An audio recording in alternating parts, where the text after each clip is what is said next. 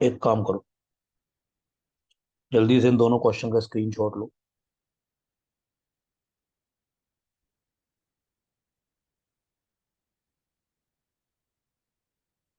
हाँ जी, डन। इन दोनों का स्क्रीनशॉट लो। कोई भी एक स्टूडेंट कर दे, कोई दिक्कत नहीं है। इन दोनों का स्क्रीनशॉट, इन दोनों क्वेश्चंस का। ओके।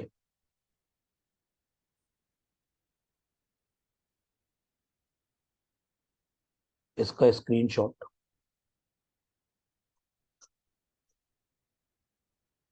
ओके।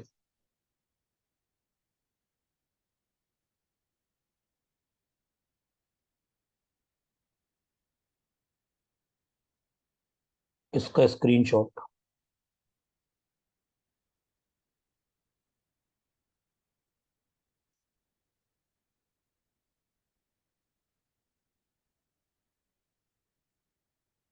ओके।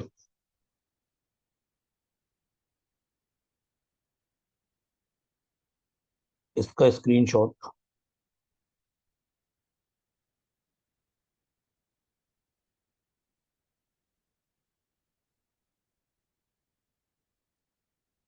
हाँ जी, डन। Question number 30।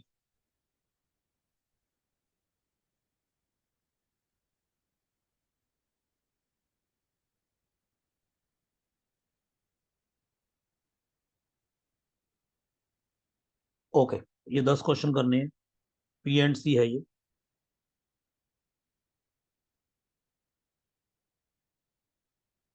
सब लोग आप स्क्रीन की तरफ देख लीजिए।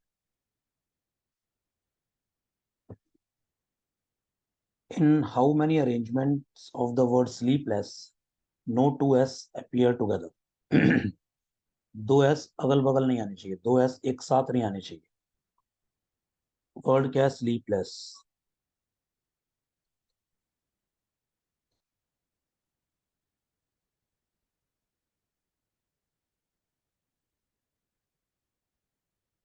कंडीशन एस पर है। कंडीशन किसके ऊपर है? एस। पहले और लेटर्स को अरेंज कर लो। 1 2 3 4 5 6। 1 2 3 4 5 6। एल,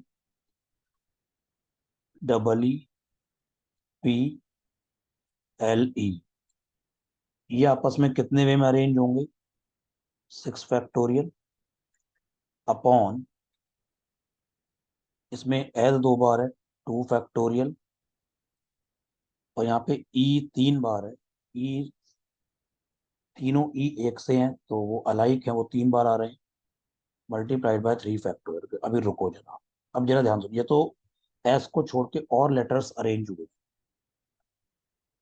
अब 1 2 3 4 5 6 7, ये 7 क्रॉस है। 7 क्रॉस का मतलब ये 7 वैकेंट स्पेसेस हैं।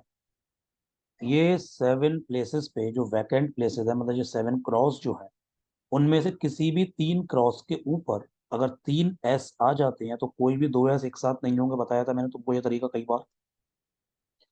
Yes sir. जो ये 7 क्रॉस है, 1 2 3 4 5 6 7, इनमें से किसी भी 3 क्रॉस पे, किसी भी 3 क्रॉस जो तुम चाहो उनको सिलेक्ट कर लो और वहां पे एस डाल दो। तो 7C3, 7 में से 3 सिलेक्ट हो गए 7C3 वेज में। जो भी सिलेक्ट हुए 7 में से कोई भी जो 3 सिलेक्ट हुए वहां पे 3 एस आ गए। उन्हें अरेंज मत करना, क्योंकि अरेंज करोगे तो वो एक ही तरीका होगा, क्योंकि तीनों एस एक से हैं। तो 3 फैक्टोरियल फिर डिवाइड बाय 3 फैक्टोरियल भी करना पड़ेगा, तो वो कैंसिल हो जाएगा। तो this is the right answer. जब तुम इसको सॉल्व करोगे तो वो आ जाएगा 2100। ये पूरा सॉल्व करना पड़ेगा क्योंकि ऑप्शंस जिस तरह के हैं तुम लोग समझदार हो। जब इसको सॉल्व करोगे तो ये आंसर आ जाएगा सॉल्व करके 2100। तो 21st क्वेश्चन का आंसर है 2100। क्वेश्चन नंबर देखो 22।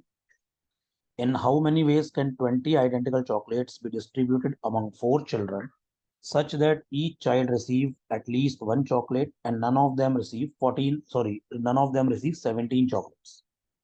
20 आइडेंटिकल चॉकलेट्स कितने तरीकों से 4 बच्चों में डिस्ट्रीब्यूट करी जाएंगी? हर बच्चे के पास कम से कम एक आनी चाहिए और किसी के पास भी 17 नहीं आनी चाहिए।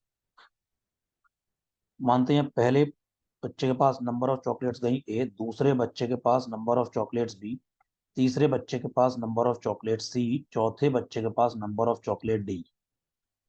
चारों के पास मिला के कितनी चॉकलेट्स गई हैं? 20। अब कंडीशन क्या है? हर बच्चे के पास कम से कम एक चॉकलेट तो आनी चाहिए। जब हर बच्चे के पास कम से कम एक चॉकलेट आनी चाहिए तो इस इक्वेशन के क्या निकलेंगे? Natural number solution. इस इक्वेशन के क्या निकलेंगे? Natural number solutions.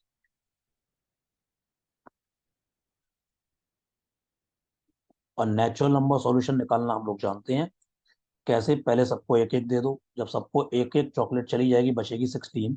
यहाँ ब्रैकेट में चाहो लिख सकते हो 16। तो 16, 17, 18, 19, 19C3। लेकिन अभी रुको, ये हो गया 19C3।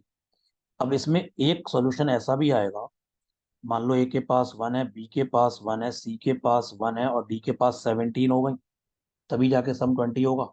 अब इस वाले पर्टिकुलर एक केस में डी के पास 17 चॉकलेट चली गई, जबकि ये क्वेश्चन में साफ साफ बोला गया है none of them receive 17 chocolates, किसी के पास भी 17 नहीं होनी चाहिए। तो ये वाला जो केस है ये माइनस करना पड़ेगा। और ऐसे ऐसे 4 केस माइनस होंगे, ऐसे 4 केस माइनस होंगे। 4 केस क्यों माइनस होंगे? एक बार D17 तो एक बार C17, बाकी तीनों वन। एक बार B17 बाकी तीनों वन, एक बार A17 बाकी तीनों वन। वैसे भी 4 फैक्टोरियल अपॉन 3 फैक्टोरियल, वो 4 केसेस होंगे। तो 19C3 - 4, 19C3 - 4, this is the right answer.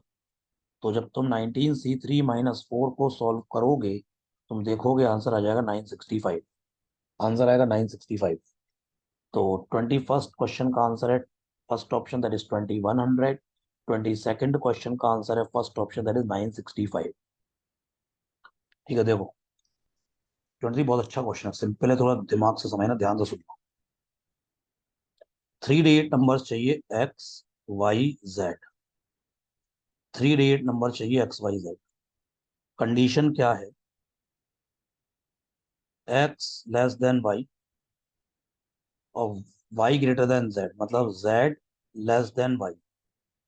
X और जेड पे कोई कंडीशन नहीं, मतलब वाई सबसे बड़ा है। वाई सबसे बड़ा है। एक्स और जेड में कोई भी बड़ा कोई भी छोटा हो सकता है। एक बात बताओ,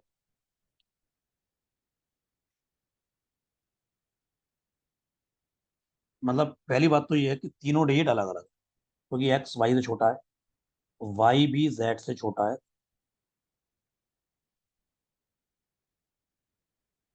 तुम लोग कह सकते हो सर एक्स और जेड इक्वल हो सकते हैं, X less than Y and Y greater than Z.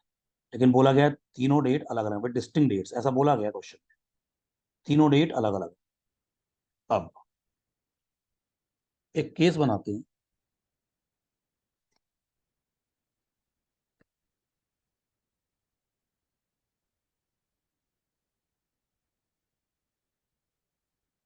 No digit is zero. कोई डिजिट जब जीरो नहीं, पहला केस। और तीनों डिजिट अलग अलग है, तीनों डिजिट अलग अलग है। तो बची डिजिट 9। डिजिट बचती है कितनी? 9। 1 2 3 4 5 6 7 8 9, उनमें से कोई भी तीन सिलेक्ट कर लो, 9C3। समझने के लिए मान लो, समझने के लिए 1 5 3, समझने के लिए एक केस ये हो गया कि जो डिजिट सिलेक्ट हुई है वो 1 5 3 हुई है, ऐसे कोई भी तीन हो सकती है। अगर 1 5 3 सिलेक्ट हुई तो नंबर 1 5 3 ये भी बन सकता है और नंबर 3 5 1 ये भी बन सकता है। इसके अलावा कोई नंबर नहीं बनेगा, क्योंकि y सबसे बड़ा है। तीनों में y सबसे बड़ा है। तो 1 3 5 में सबसे बड़ा है 5, वो तो बीच में आएगा जो कि y है। 1 और 3 आपस में रोटेट हो सकते हैं, 1 और 3 आपस में अपनी पोजीशन चेंज कर सकते हैं।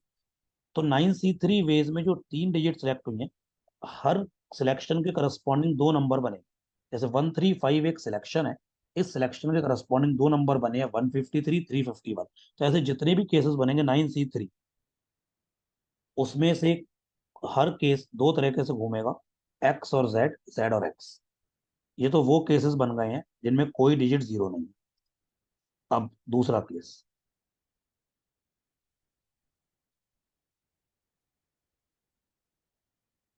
Exactly one digit is zero, exactly एक डिजिट जीरो है। ये बात सोच के देखो, X Y Z, three digit number है एक्स वाई जेड, केवल एक जीरो है। एक्स जीरो हो नहीं सकता, कोई भी थ्री डिजिट नंबर जीरो से स्टार्ट नहीं होता। वाई जीरो हो नहीं सकता है। वाई जीरो क्यों नहीं हो सकता है? क्योंकि वाई सबसे बड़ा है। अगर वाई जीरो होता फिर जेड को तुम क्या लेते? जीरो से छोटा कोई डिजिट नहीं होती। तो वाई जीरो हो नहीं सकता। तो अगर अगर कोई जीरो होगा, वो सिर्फ जेड होगा। तो जेड तो जीरो हो गया, फिक्स हो गया। जेड जीरो होगा और कुछ नहीं हो सकता। जब अगर एक डिजिट जीरो तो वो जेड होगा। ये तो वन वे, जीरो केवल एक तरह के सिलेक्ट हो सकता है, वन वे। अब यह ध्यान से सुनना बेटा, ये जो दो डिजिट बची है ना, ये दोनों डिजिट अलग अलग होंगी और जीरो नहीं हो सकती। तो ये बच्चे नाइन में से कोई भी दो डिजिट होंगे, नाइन में से कोई भी दो। इनको अरेंज मत करना। जैसे अगर तुमने सिलेक्ट करा मान लो वन फोर, तो एक्स वन होगा वाई फोर होगा, क्योंकि वाई बड़ा है। तुम इसको अरेंज कर दोगे तो फोर वन, वो गड़बड़ हो जाएगा, फिर वाई छोटा हो जाएगा, वो पॉसिबल नहीं है। तो जितनी तरीके से सिलेक्शन होंगे, हर सिलेक्शन के करस्पॉन्डिंग एक ही नंबर बनेगा। तो आंसर हो गया 9C2 × 1 दूसरे केस का। दूसरे केस का आंसर हो गया 9C2 × 1। तो टोटल मेरा आंसर हो गया 9C3 × 2 प्लस 9C2 × 1, मतलब 9C2 कर लो इसको। तो टोटल ये आंसर हो गया। जब तुम इसको सॉल्व करोगे तो 9C3 होता है 84, 84 × 2, 84 × 2 ये हो गया 168। और 9C2, 9 × 8 72/236। ये सॉल्व करके आ गया 204। Correct answer is a option 204। Correct answer is a option, that is 204। Question number 24, how many seven symbol palindromes. ये तो बहुत सिंपल है, मतलब ये तो बहुत ही एक सिंपल सा क्वेश्चन है। सेवन सिंबल्स, बस सेवन सिंबल्स के पैलिंड्रोम बनाने हैं तो 1 2 3 4 5 6 7। तो पैलिंड्रोम ऐसा होता है कि ये डिजिट अल्फा है तो ये भी अल्फा हो। आगे से पढ़ो, इस फॉरवर्ड और बैकवर्ड सेम होता है। ये अगर बीटा है तो ये भी बीटा होगी। ये अगर गामा है तो ये भी गामा होगी। और ये अगर डेल्टा है तो सारे भी अल्फा हो सकते हैं। मुझे ध्यान से सुनना, हमारे पास सिंबल्स कितने हैं? 1 2 3 4 5 6 7 8 9, 9 सिंबल्स हैं। तो अल्फा को सिलेक्ट करने के 9 वेज। अब जो दूसरा अल्फा है वो सिलेक्ट अपने आप हो गया। अगर पहला वाला अल्फा अगर ए है तो लास्ट में ए अपने आप आ गया। पहला वाला अल्फा अगर वन है तो लास्ट में वन अपने आप आ गया। तो ये लास्ट वाला अल्फा जो है वो केवल एक तरीके से सिलेक्ट होगा। अब जो दूसरा वाला जो बीटा है, इसको सिलेक्ट करने के भी 9 वेज होंगे, क्योंकि ये बीटा जो है वो भी हो सकता है जो अल्फा था। मतलब अगर अल्फा की जगह ए आया तो बीटा वाली जगह ए भी आ सकता है। और ए के अलावा और कुछ भी आ सकता है, मतलब इन 9 में से। तो बीटा को सिलेक्ट करने का 9 वेज, तो ये वाला बीटा को सिलेक्ट करने का 1 वे, क्योंकि जो बीटा यहाँ है वो अपने आप दूसरी जगह आएगा।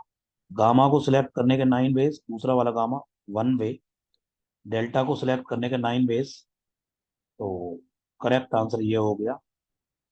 आंसर आ गया 9 की पावर 4, 81 का स्क्वायर। 9 की पावर 4, 81 × 81।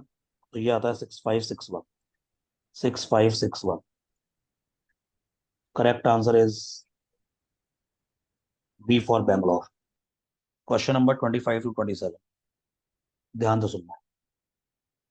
अनुज कैट के लिए अपियर हो रहा है।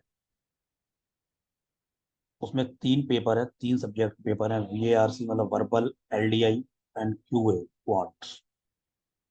ईच ऑफ मैक्सिमम 100 मार्क्स, तीनों के मैक्सिमम मार्क्स 100 100 100 है। उसका स्कोर जो आया है तीनों में वो इंटीग्रल आया है। मतलब तीनों में उसका स्कोर इंटीजर आया है, मतलब किसी में भी उसके 69.5 मार्क्स नहीं आ सकते, 78.23 मार्क्स नहीं आ सकते। तीन चार क्वेश्चन है, इन how many ways can he score less than 60 marks. मान लेते हैं उसके वर्बल में आते हैं ए स्कोर, ए मतलब ए मार्क्स आते हैं। क्वांट में उसके आते हैं, लेट सपोज मतलब LDI में उसके आते हैं B। और क्वांट में उसका स्कोर आता है C। क्वेश्चन ये बताना है A+B+C is less then 60, in how many ways can he score less than 60। तो लेस देन 60 के लिए उसका स्कोर 59 भी हो सकता है, उसका स्कोर 58 भी हो सकता है। मतलब जैसे एक तरीका, एक लेख में लंबा तरीका बताऊं, ध्यान से सुनना, तुम्हें उससे क्लियर हो जाएगा। जैसे पहला केस 60 से कम, तो a प्लस बी प्लस सी मैंने कर दिया है 59। इसके होल नंबर सॉल्यूशन निकाल लो। इसके होल नंबर सॉल्यूशन आएंगे 59 प्लस 2 61 C2। लेकिन ये तो एक केस हुआ ना, ऐसा भी तो हो सकता है उसका स्कोर 58 आ जाए, तीनों में मिला के। तीनों में मिला के अगर उसका स्कोर 58 आता, तो इसके होल नंबर सॉल्यूशन क्या होंगे? 58 प्लस 2 60 C2। तीसरा केस ए प्लस बी प्लस सी, अगर 57 उसका स्कोर आ जाए, तो इसके होल नंबर सॉल्यूशन क्या होंगे? 59 C2। इस तरह चलते चलते सबसे जो लास्ट केस बनेगा, वो बनेगा a plus b plus c is equal to 0। तीनों में वो 0 0 0 ले आए, क्यों नहीं ला सकता? बिल्कुल ला सकता है। तो इसका एक ही केस बनेगा। तो इसके होल नंबर सॉल्यूशन जो आएंगे, वो आएंगे 0 plus 2, that is 2C2 1। 2C2 वो 1 हो गया, तो इसलिए 2C2 लिख दिया मैंने। तो टोटल जो आंसर आएगा, वो इन सबका सम आएगा। तो इन सबका सम basically 61C2 plus 60C2 plus 59C2, चलते चलते अप टू 2C2। लेकिन बेटा अब ये तो ऑप्शन में है नहीं इतना बड़ा। अगर इतना बड़ा ऑप्शन में होता तो मेरे को कोई दिक्कत नहीं है, आंसर सही है। या तो इसको सॉल्व करें, सॉल्व करके फिर सारे ऑप्शन को सॉल्व करके मैच करें। तो ऐसे तो बहुत दिक्कत हो जाएगी, बहुत दिक्कत हो जाएगी। तो एक ही क्वेश्चन कर पाएंगे हम। जबकि मैंने इस तरह क्वेश्चन क्लास में कराया है। बेबी शायद हर क्लास में ना कराया हो, किसी एक आध बैच में कराया हो, लेकिन मैं कराया है। देखो, नहीं भी कराया तो मैंने डाउट सेशन डिस्कस जरूर किया होगा। तो अब क्या करेंगे, एक काम करते हैं।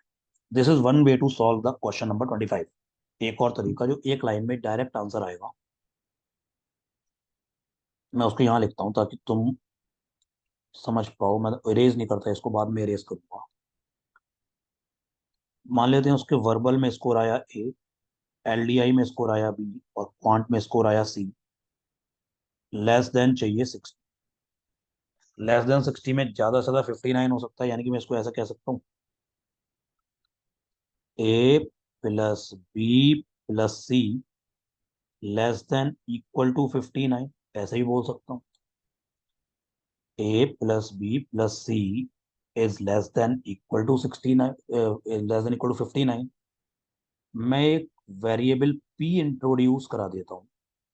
मैंने ऐसा करा, मैंने इसको ऐसे लिखा, a plus b plus c plus p. मैंने एक डमी वेरिएबल पी इंट्रोड्यूस करा दिया। डमी वेरिएबल मैंने पी इंट्रोड्यूस करा दिया, और मैंने यहाँ लिख दिया 59। अब ये सम को मैंने कर दिया 59। अब जरा ध्यान से मेरी बात को सुनना। जब पी जीरो होगा, जब पी जीरो होगा, तो ए प्लस बी प्लस सी इन तीनों का सम 59, वो अपर लिमिट रीच हो गई। ए प्लस बी प्लस सी 59। जब पी की वैल्यू 1 होगी, तो ए प्लस बी प्लस सी 58, वो भी हो सकता है। जब पी की वैल्यू 2 होगी, तो ए प्लस बी प्लस सी 57, ये भी हो सकता है। और जब पी की वैल्यू 59 होगी, जब पी की वैल्यू 59 होगी, तो ए प्लस बी प्लस सी 0 अपने आप आ गया। मतलब पी जो है वो ऐसा डमी वेरिएबल है, जो 0 से 59 तक कुछ भी वैल्यू ले सकता है, तो कोई दिक्कत नहीं होगी। तो अब जो गिवन इक्वेशन है, a plus b plus c plus p equal to 59, इसके होल नंबर सॉल्यूशन निकाल दो। इसके जब तुम होल नंबर सॉल्यूशन निकालोगे, तो वो आ जाएगा 59 1 2 3 62, 62C3। करेक्ट आंसर है 62C3। और जब तुम अगर चाहो तो घर पे करके देखना, वैसे करने की जरूरत नहीं है, इतना टाइम किसी पे नहीं, पर चाहो तो करके देख लेना। ये वाली चीज जब सॉल्व करोगे, और जब 62C3 सॉल्व करोगे, तो सेम आएगा। तो करेक्ट आंसर है 62C3। क्वेश्चन नंबर 25 का आंसर आ गया 62C3। अब देखो, इन how many ways can he score 240 marks? कितने तरीकों से ये 240 मार्क्स ला सकता है? अब देखो ध्यान से सुनना। अगर तुम ये सोचोगे कि उसका वर्बल में स्कोर आया ए, क्वांट में सॉरी एलआरडीए में स्कोर आया बी, क्वांट में स्कोर आया सी, और टोटल मिला के आ गया उसका 240। तुमने अगर इसके होल नंबर सॉल्यूशन निकाले, तुमने अगर इसके होल नंबर सॉल्यूशन निकाले तो आएंगे 240 प्लस 242 C2। अब इसमें से इतने सारे माइनस करने पड़ेंगे, इतने सारे माइनस करने पड़ेंगे कि हम लोग कंफ्यूज हो जाएंगे। जैसे एक सॉल्यूशन ये भी होगा, जैसे कि ये 200 था, ये था 20, ये था 20, ये माइनस होगा। ऐसे बहुत सारे माइनस होंगे, क्योंकि कोई भी 100 से बड़ा तो नहीं हो सकता। कोई भी एक नंबर, कोई भी एक स्कोर 100 से बड़ा नहीं हो सकता। तो जब ए 100 से बड़ा था, वो सारे माइनस करने पड़ेंगे। ऐसे बी 100 से बड़ा तो वो सारे माइनस करने पड़ेंगे, और एक माइनस भी कम हुआ तो दिक्कत हो जाएगी। तो ऐसे नहीं करेंगे। याद करो सब लोग, क्या याद करना है। डाइस वाला क्वेश्चन किया था, जब डाइस पे सम 20 चाहिए था, डाइस पे सम 19 चाहिए था, Yes. तो मैंने अपर लिमिट से करा था। मान लो तीनों तीनों सब्जेक्ट में इसके marks max to max, verbal में 100 आ सकते हैं मैक्स टू मैक्स, एलआरडीआई में 100 आ सकते हैं, और क्वांट में 100 आ सकते हैं। लेकिन तो मैक्सिमम उसके 300 आ सकते हैं, लेकिन उसके चाहिए 240। इसमें से ए स्कोर माइनस कर दिया, इसमें से बी स्कोर माइनस कर दिया, इसमें से सी स्कोर माइनस कर दिया, और ये जो स्कोर उसका आ गया, ये आ गया 240। तो ये हो गया 100 100 100, मतलब 300, और 240 इस तरफ एल एच एस में आके 60 बना देगा। 300 माइनस 240 60, और ए बी सी उधर चला जाएगा। मतलब इक्वेशन फाइनली ये बनेगी, a plus b plus c it is equal to 60। ये क्या है दोबारा समझ लो। उसका स्कोर वर्बल में एक्चुअल में 100 में से एक कम आया है, मतलब 100 में से ये माइनस किया। एलआरडीआई में 100 माइनस बी आया है, और क्वांट में 100 माइनस सी आया है। अब इस इक्वेशन के जो होल नंबर सॉल्यूशंस होंगे, इस इक्वेशन के जो होल नंबर सॉल्यूशंस होंगे, वो होंगे 62 C2, और यही मेरा आंसर होगा। देखो कैसे। अगर बेसिकली इस इक्वेशन का एक सॉल्यूशन हो गया, मान लो 60 0 0, तो यानी कि ए 60 है। ए क्या है, जो 100 में से कम हुआ है। तो एक्चुअल में उसका वर्बल में स्कोर कितना आया, 40। एलआरडीआई में कितना आ गया, 100, और वो क्वांट में कितने लेकर आ गया, 100। वो पक्का इंजीनियर था, तो वर्बल में 40 ले आया, एलआरडीआई में 100, क्वांट में 100। अगर ए स्मॉल ए 20 होता है, स्मॉल बी 20 होता है, स्मॉल सी 20 होता, तो एक्चुअल में वो वर्बल में कितना लाया, 100 माइनस 20 दैट इज 80। यहाँ कितना लाया, 80। यहाँ कितना लाया, 80। तो इस इक्वेशन के जो a plus b plus c equal to 60 है, इसके जितने भी होल नंबर सॉल्यूशन होंगे, हर सॉल्यूशन के करस्पॉन्डिंग एक्चुअल में जो ओरिजिनल इक्वेशन है उसका एक सॉल्यूशन आ रहा है। तो आंसर है 62 C, 62 C2।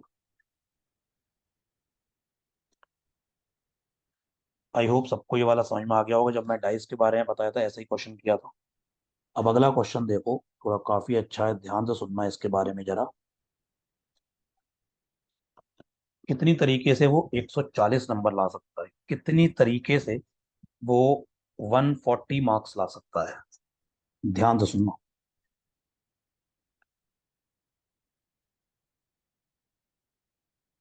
मान लेते हैं उसका क्वांट में स्कोर आया, मतलब सॉरी वर्बल में स्कोर आया ए, में ऑर्डर वही रख रहा हूँ, फर्क नहीं पड़ेगा वैसे। एलआरडीआई में स्कोर आया बी, क्वांट में स्कोर आया सी, मिला के आ गया 140। ये जो इक्वेशन बन गई है,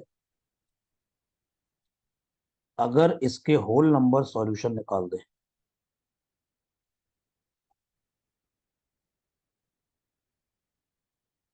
तो वो आएंगे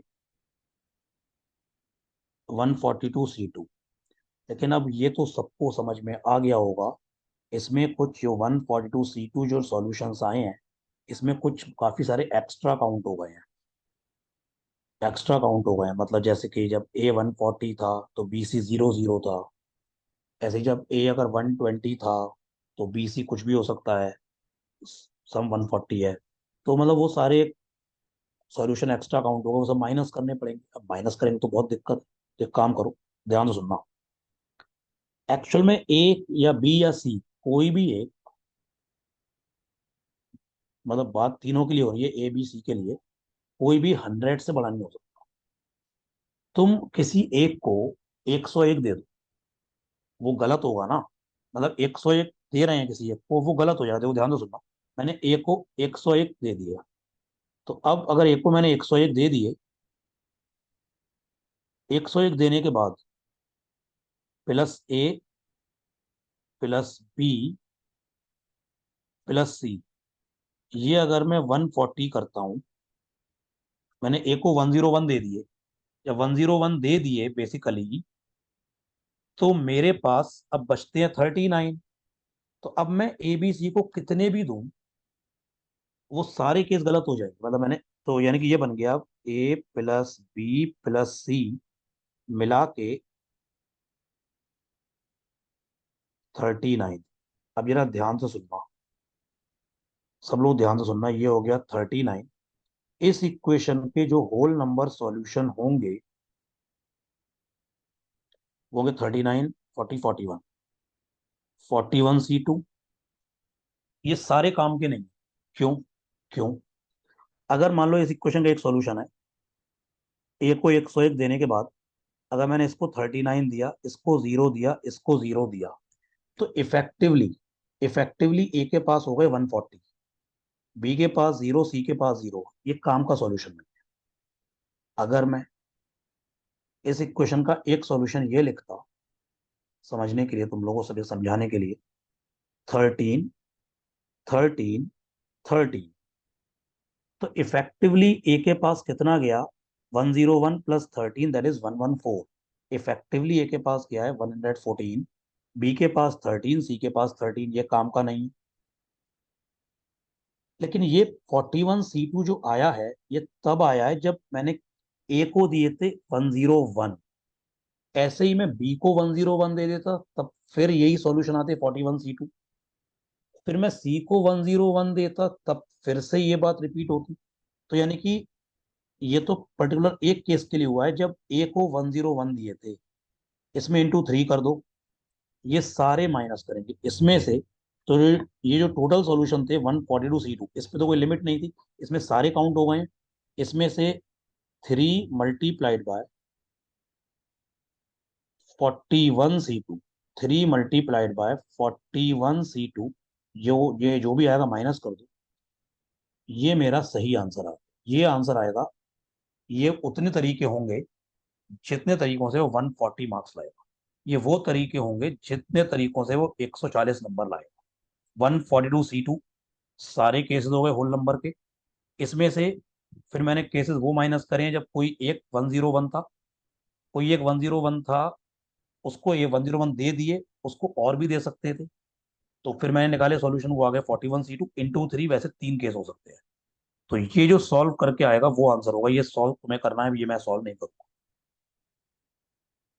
find the number of positive integral solution of a into b into c into d. या बोला गया पॉजिटिव इंटीग्रल सॉल्यूशन मिला के 600। तो सबसे पहले 600 कर लो प्राइम फैक्टराइजेशन।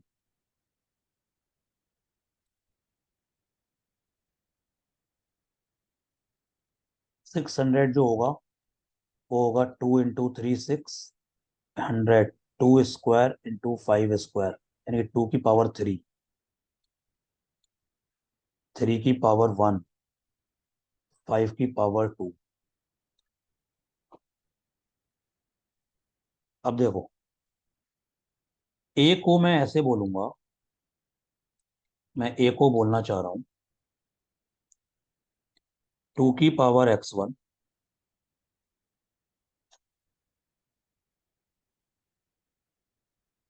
3 की पावर y1, 5 की पावर z1। क्योंकि ये 2 3 5 के फॉर्म में है इसलिए।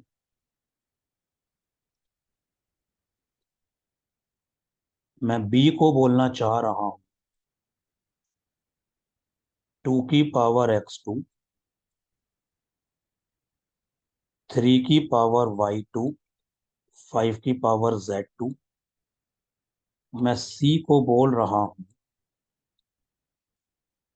2 की पावर x3, 3 की पावर y3, 5 की मल्टीप्लाई भैया, ये जैसा मल्टीप्लाई में मल्टीप्लाइड बाय 5 की पावर z3।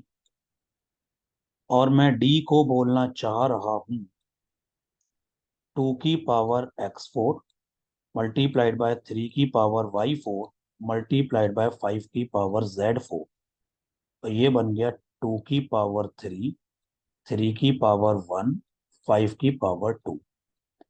मल्टीप्लाई में बेस सेम होता है तो पावर ऐड हो जाती है, तो फाइनली ये एक्सप्रेशन बनेगा 2 की power x1 plus x2 plus x3 plus x4 multiplied by 3 की power y1 plus y2 plus y3 plus y4 multiplied by 5 raise to the power z1 plus z2 plus z3 plus z4। It is equal 2 की power 3 into 3 की power 1 into 5 की power 2। Finally ये जो बन गई है equation, power को equate करा दो।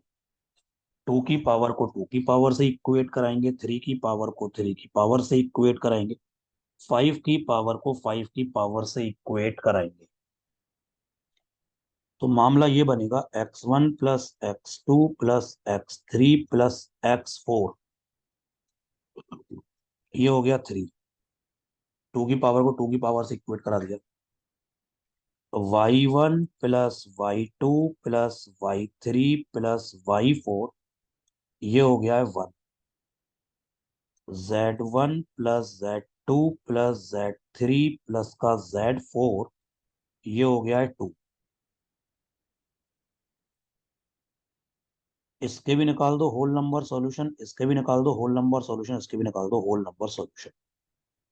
तो whole number solution, whole number solution इसके होंगे 3 4 5 6, 6c3। इसके होंगे 1 2 3 4, 4c3।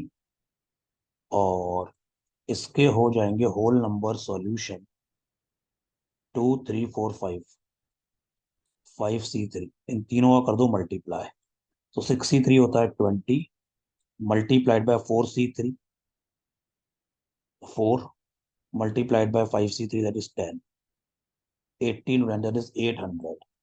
Correct answer is 800। तो number of positive integral solution कितने आएंगे? 800। Answer is 800, answer is 800, 800, 800 is the easiest. अगर तुम्हें समझ में आ जाए एकदम से, समझने की बात है बस ये। In how many ways can the letters of the word robust be reordered so that no letter is in its original place? जब कोई भी लेटर अपनी ओरिजिनल प्लेस पे नहीं होता उसको एक कहते हैं डी अरेंजमेंट्स।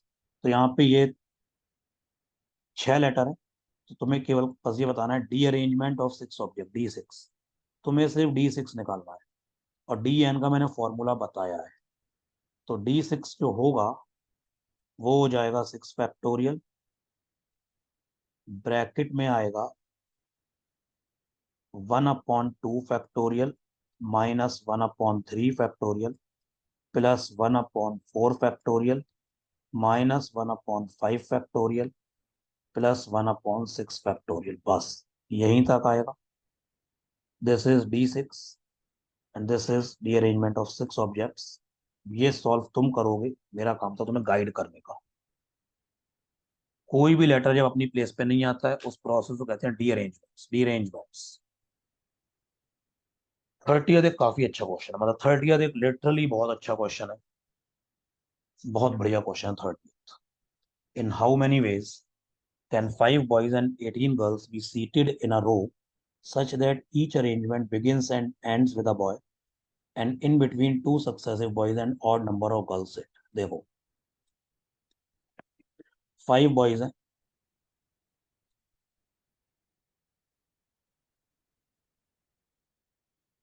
साफ साफ बोला गया है हर अरेंजमेंट बॉय से स्टार्ट होगा, बॉय पे खत्म होगा। B1, B2,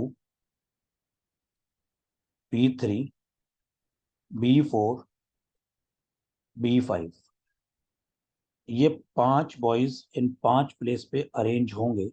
ये 5 बॉयज इन 5 प्लेसेस पे अरेंज होंगे 5 फैक्टोरियल वेज में।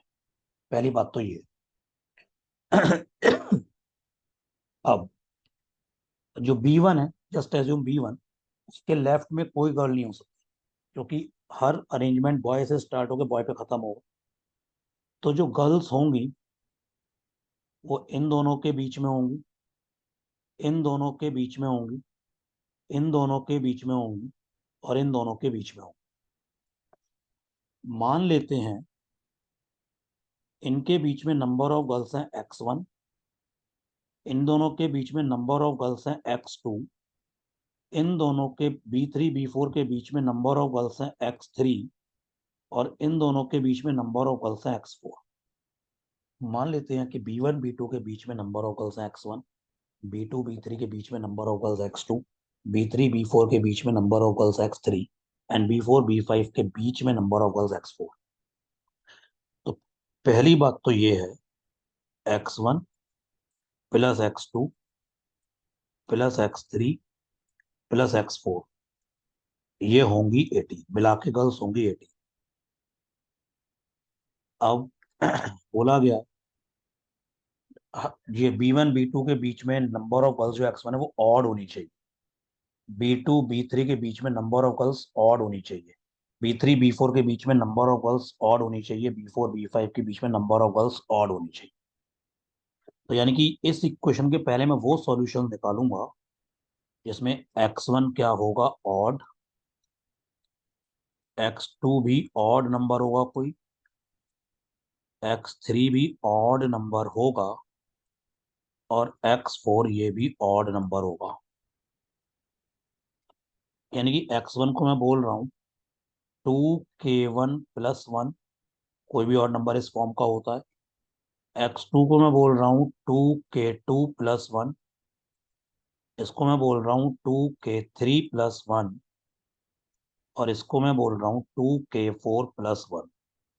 जहाँ पे K1 K2 K3 K4 कम से कम 0 हो सकता है। अगर K1 0 होता तो X1 की वैल्यू 1 होती, मतलब B1 B2 के बीच में एक गर्ल होती। अगर K1 की वैल्यू 5 होती तो X1 की वैल्यू 11 हो जाती। 2 × 5 + 1 मतलब B1 B2 के बीच में 11 गर्ल्स होती।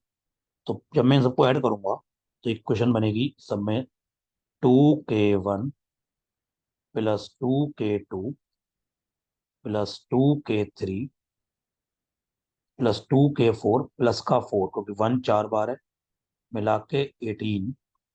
तो 2 × K1 + K2 + K3 +K4 मिला के 14 हो गया, 4 उधर चला गया। तो यहाँ से K1 + K2 + K3 +K4 मिला के आ गया 7। इसके निकलेंगे होल नंबर सॉल्यूशन। कोई भी K1 K2 K3 K4 कम से कम 0 हो सकता है, इस बारे में मैंने बता दिया अभी। तो इसके होल नंबर सॉल्यूशन जो होंगे वो होंगे 7 8 9 10। 10C3, ये 10C3 क्या बता रहा है? ये 10C होल नंबर सॉल्यूशन तो बता रहा है, ये 10C3 वो बता रहा है कि मतलब X1 की वैल्यू क्या क्या हो सकती है, X2 की वैल्यू क्या क्या हो सकती है, मतलब चारों ऑड नंबर है। तो 5 फैक्टोरियल इंटू 10C3। अब जो ये 18 लड़कियां हैं वो बैठी हैं, कुछ B1 B2 के बीच में, कुछ B2 B4 B3 के बीच में, कुछ B3 B4 के बीच में, और बची हुई B4 B5 के बीच में। तो वो 18 कुर्सियों पे जहाँ बैठी होंगी वो आपस में 18 फैक्टोरियल में अरेंज भी तो होंगी। तो गर्ल्स को अरेंज करना है तो वो आपस में 18 फैक्टोरियल वे में अरेंज भी होंगी।